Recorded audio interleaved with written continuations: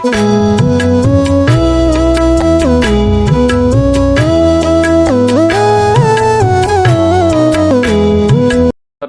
అందరికీ ప్రభువైన యేసుక్రీస్తు వారి యొక్క ప్రశస్తమైన నామంలో ఉదయకాలం వందనాలు తెలియజేస్తుంటున్నాం.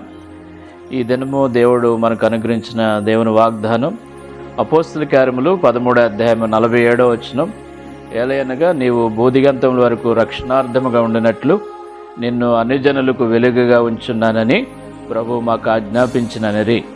ఈ మాట పౌలును బర్నబాయు వారు చెబుతూ వచ్చినటువంటి మాటలని రాయబడుతూ వచ్చింది.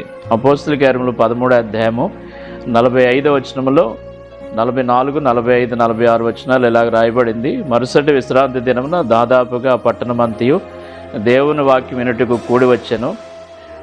యూదులు జనసమూహములను చూచి మత్సరముతో నిండుకొని దూషించుచు పౌలు చెప్పిన వాటికి అడ్డము చెప్పిరి. అప్పుడు పౌలును బర్నబాయు ధైర్యంగా ఇట్లనిరి, దేవుని వాక్యం మొదట మీకు చెప్పుట ఆవశ్యకమే, అయినను మీరు దాన్ని త్రోసివేసి మిమ్మల్ని మీరే నిత్యజీవునికి అపాత్రులుగా ఎంచుకొనిచున్నారు.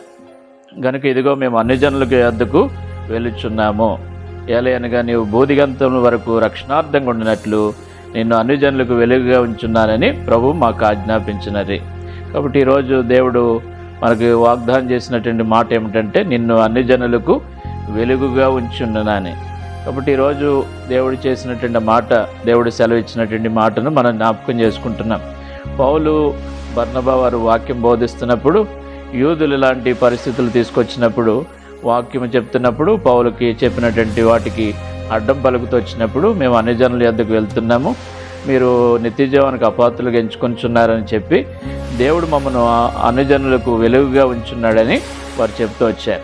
కాబట్టి ఈరోజు పౌలును గురించి మనం జ్ఞాపకం చేసుకుంటే గలతీ పత్రిక 1వ అధ్యాయం 15వ వచనంలో రాయబడుతూ వచ్చింది, అయినను తల్లి గర్భమునందు పడినది మొదలుకొని నన్ను ప్రత్యేకపరిచి తన కృపచేత నన్ను పిలిచిన దేవుడు నేను అన్ని జనుల్లో తన కుమారుని ప్రకటింపవలనని దేవుడు సౌలుగా ఉన్నటువంటి వ్యక్తిని పౌలుగా మార్చుకుని దేవుడు తనని ఏర్పాటు చేసుకున్నటువంటి ఉద్దేశాన్ని తను వ్యక్తపరుస్తూ వచ్చాడు. అలాగే పౌలు దేవుని గురించి అన్ని జనుల ఎదుట, రాజుల ఎదుట ఒక సాధనంగా, ఒక పాత్రగా ఉండాలని దేవుడు ఏర్పాటు చేసుకున్నాడని, తన్ని ఎన్నుకున్నప్పుడే, తనని దేవుడు దర్శించినప్పుడే, ఆ వెలుగైనటువంటి దేవుడు తనని దర్శించినప్పుడు, లేకపోతే ఆ యొక్క సూర్య తేజస్సు కంటే ప్రకాశమానమైనటువంటి ఆ వెలుగైనటువంటి దేవుడు తను దర్శించినప్పుడు, గొప్ప వెలుగైనటువంటి దేవుడు తను దర్శించినప్పుడు తన గురించి మాట చెప్పబడుతూ వచ్చింది. అలాగే మనల్ని కూడా దేవుడు, ఈ లోకంలో ఉన్నటువంటి మనల్ని కూడా దేవుడు ఏర్పాటు చేసుకుని చీకటిలో నుండి తన ఆశ్చర్యకరమైన వెలుగులోనికి మనల్ని పిలుచుకున్నాడు. అందుకే మా ఎఫెసీ పత్రిక 5వ అధ్యాయం 8వ వచనంలో మీరు పూర్వమందు చీకటే అంటరి, ఇప్పుడు ప్రభువునందు వెలుగే అన్నారని అపోస్తలుడైనటువంటి పౌలు జ్ఞాపకం చేస్తూ వచ్చారు.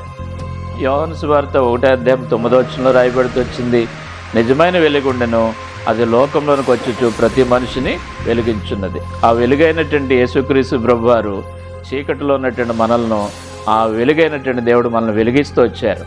ఆ వెలుగైనటువంటి యేసుక్రీస్తు ప్రభువారు మనల్ని చీకటి జీవితాన్ని నుంచి మనల్ని విడుదల చేసి మనకి వెలుగుగా చేస్తూ వచ్చారు. అందుకే యేసు ప్రభువారు ఈ లోకంలో ఉన్నప్పుడు ఆయన ఈ మాట సెలవిస్తూ వచ్చారు. మత్తయి సువార్త 5వ అధ్యాయం 14వ వచనంలో మీరు లోకమునకు వెలుగై ఉన్నారని.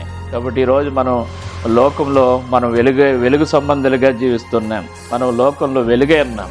మన వెలుగు ద్వారా ఇతరులు, అనేకులు ప్రభు వైపు ఆకర్షించబడేటువంటి వారికి ఉండాలి. అన్ని జనులకు వెలుగుగా దేవుడు మనల్ని నియమిస్తూ వచ్చాడు.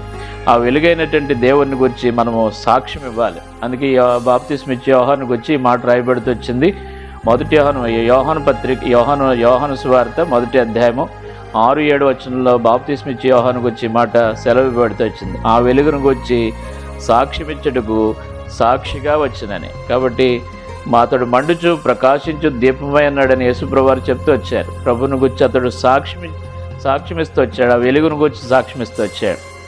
అనేక మంది ప్రజలను ప్రభు వైపు తను త్రిప్తూ వచ్చాడు. ఈరోజు మనము రక్షించబడినటువంటి దేవుని ప్రజలు మనము ప్రభువుని గురించి మనం సాక్ష్యం ఇవ్వాలి. అందుకే దేవుని యొక్క వాక్యంలో రాయబడుతూ వచ్చింది.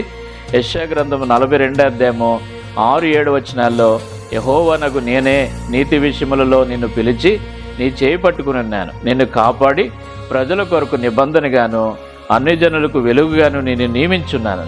కాబట్టి దేవుడు మనల్ని అన్ని జనులకు వెలుగుగా నియమించి ఆయనను గురించి మనం సాక్ష్యం ఇవ్వాలి, ఆయన గురించి మనం ప్రకటించాలి. అందుకే నీ చేయి పట్టుకుని ఉన్నాను, నిన్ను కాపాడి ప్రజల కొరకు నిబంధనగాను అన్ని జనులకు వెలుగుగాను నేను నియమించున్నాను. అటు ప్రభువును గురించి మనం ఈ లోకంలో సాక్ష్యమిచ్చి ఆయన గురించి వెలిగే ప్రకాశించేటువంటి జ్యోతులలాగా మనం ప్రకాశించాలి. అందుకే దేవుని యొక్క వాక్యంలో రాయబడుతూ వచ్చింది.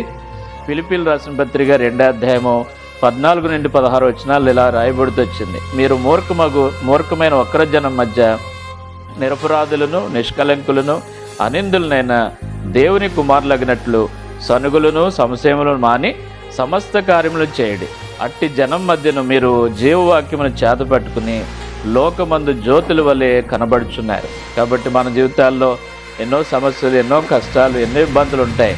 అయినప్పటికీ ప్రభువును గురించి ఈ లోకంలో ఉన్నటువంటి ప్రజలకు మనం ప్రభువును గురించి లేకపోతే ఆ వెలుగైనటువంటి దేవుని గురించి మనం ప్రకటించే వరకు ఉండాలి. అందుకే రాయబడుతూ వచ్చింది, సనుగులను, సంశయములను మాని సమస్త కార్యములను చేయండి. అట్టి జనం మధ్యను మీరు జీవవాక్యమును చేతపట్టుకుని లోకమందు జ్యోతుల వలె కనబడుచున్నారు. ఈరోజు మనం దేవుని పిల్లలంగా మనకి జీవితాలు ఎన్నో పరిస్థితులు ఉన్నప్పటికీ ఆ సనుగులు, సంశయాలు మానివేసి ప్రభువును గురించి ఆయన కూర్చున్నటువంటి సాక్షిగా లేకపోతే ప్రభువును గురించి మనము వెలిగే జ్యోతుల్లాగా జీవవాక్యమును చేతపట్టుకుని లోకమందు జ్యోతుల్లాగా మనం కనబడుతూ వచ్చినప్పుడు అనేకులను ప్రభు వైపు మనం త్రిప్పేవారు ఉంటాం. అందుకే పౌలు గురించి మాట చెప్పబడుతూ వచ్చి, నిన్ను అన్ని జనులకు వెలుగుగా ఉంచున్నాను. అలాగూ మనం కూడా ఈరోజు అలాగ దేవుని కొరకై అన్ని జనులు ఎదుటి ఈ లోకంలో మనం కూడా వెలుగుగా ఉండినట్లుగా ప్రభు ఉదయకాలం మనల్ని సిద్ధపరచునుగాక. ఆమేన్.